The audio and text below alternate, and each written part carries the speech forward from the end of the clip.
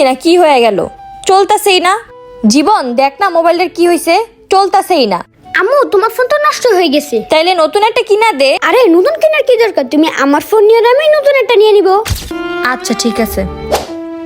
আম্মু আমি নতুন মেকআপ কিনছি, তুমি এগুলো ইউজ করো, না হলে নষ্ট হয়ে যাবে। আচ্ছা ঠিক আছে।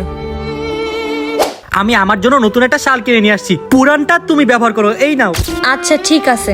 আম্মু দেখো আমি আমার রুমের জন্য কম্বল কিনছি। বাহ, অনেক সুন্দর হয়েছে তো কম্বলটা। আচ্ছা এখন এটা দাও, তুমি এখন আমার পুরান কম্বলটা ইউজ করো। আচ্ছা ঠিক আছে। আরে আমার ভাইকে টাকা ছিল, টাকা কই গেল?